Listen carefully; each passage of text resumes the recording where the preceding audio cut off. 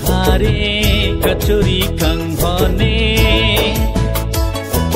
ridam ne bangso amin darada ne malonga thare ne ko pai ke lang me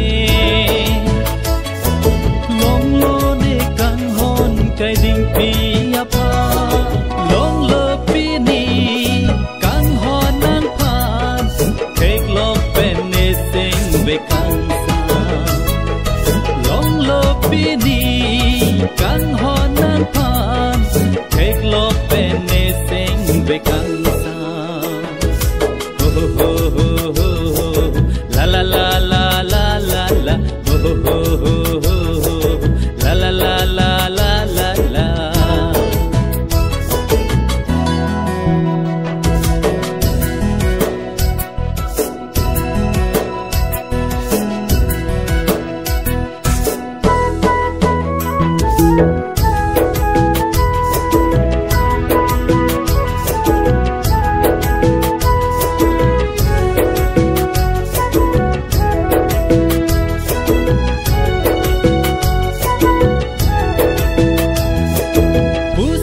Juji bom kang hon nang pan de sing be arlo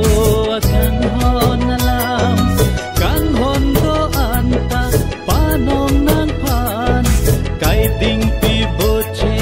rap ji pa si juji bom kang hon ni pan nang sing be arlo kang hon alam juji thon tha bom kang hon ni pan kai ding pi bo che rap ji pa ni malong asami kachuri kang hon ni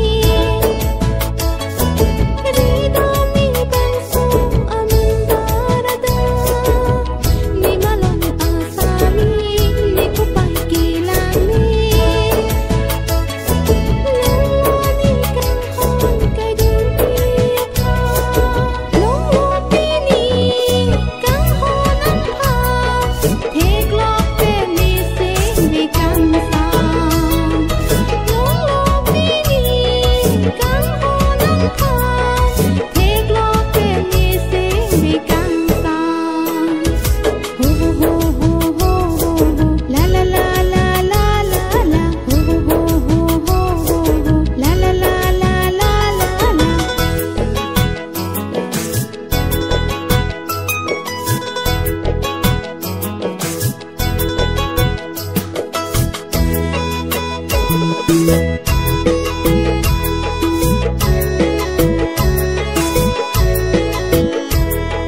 Rani ruvela vansita me checha de jibong lanang pan kine ing suar hangle dosita me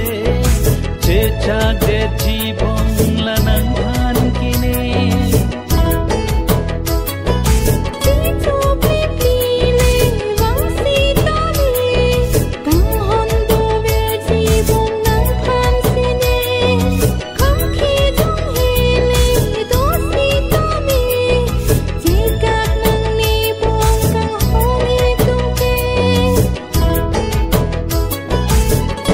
malonga thare kachori kang hone ridam ne bang